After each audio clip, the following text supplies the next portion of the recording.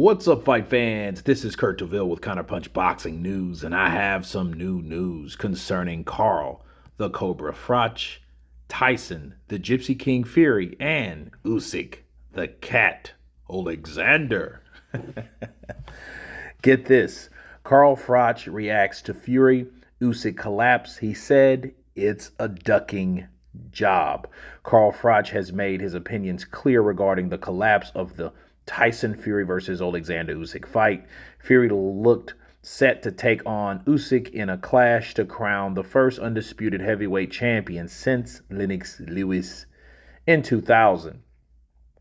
Once Usyk accepted 30% take it or leave it offer from the WBC champion, an announcement deemed imminent, and it was just not the one fans were hoping for.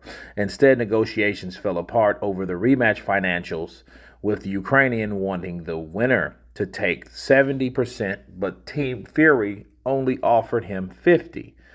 Froch, a former super middleweight world champion, believes Fury was shocked when Usyk accepted his offer and proceeded to price himself out of the fight.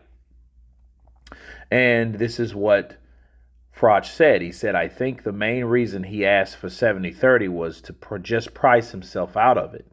It's a good way to get out of a fight. I want 70%. I don't think 1 minute Usyk takes it.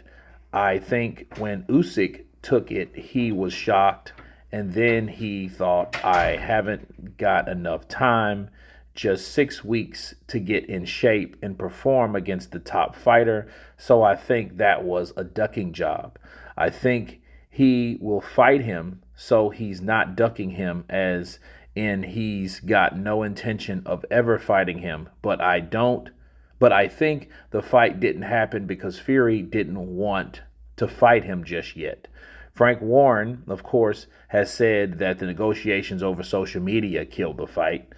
But let's counterpunch what Carl Froch had to say. Based on what Carl Froch is saying, that, hey, Tyson Fury, wanted to fight Usyk, but just not right now.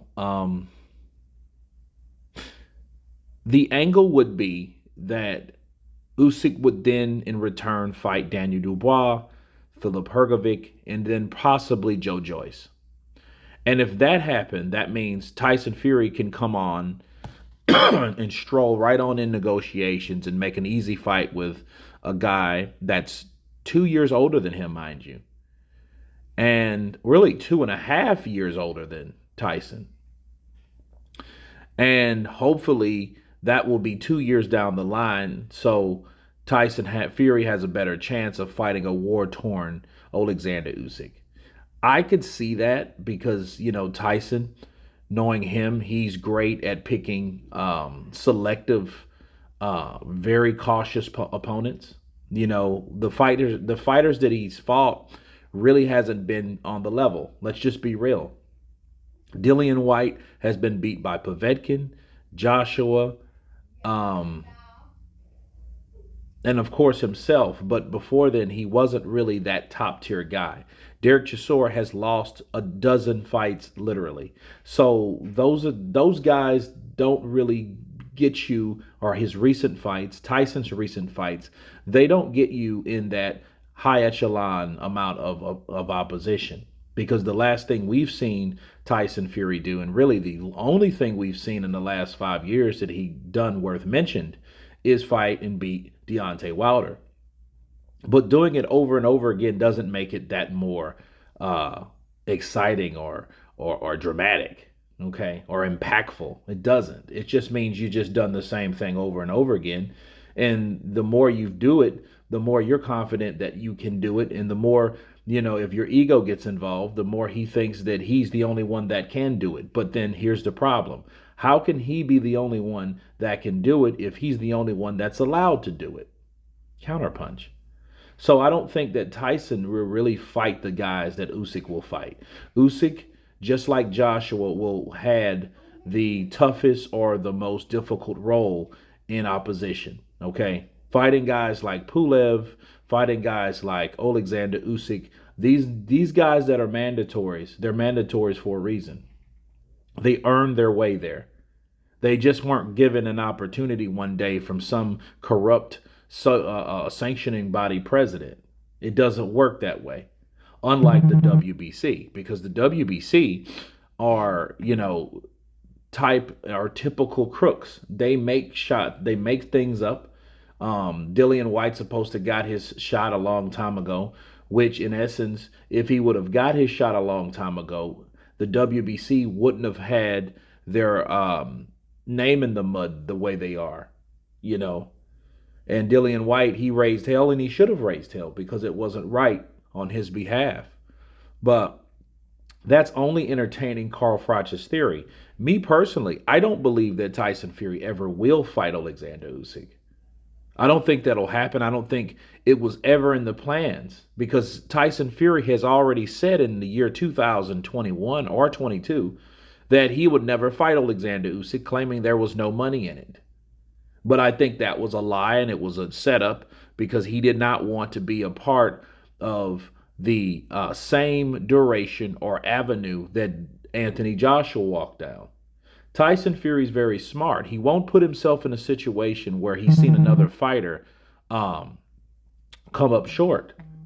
That's why you haven't seen these fights with Andy Ruiz and Wilder or Andy Ruiz and Tyson or Usyk and Tyson because Tyson would hate to bear a loss behind Anthony Joshua. The only difference is, if they both lost to Oleksandr Usyk, Tyson Fury can't claim anything. I mean, he can't claim champion no more. He can't claim the lineal no more. The guy that he took the lineal from is from the same descent that the guy that will take it from him from, Ukrainian. So, yeah, Tyson Fury wouldn't dare put his legacy in jeopardy, as well as his O in jeopardy by taking on Alexander Usyk, because once he's in there with Usyk, there's no turning back now. You will see then a fight like Otto Wallin, but totally different.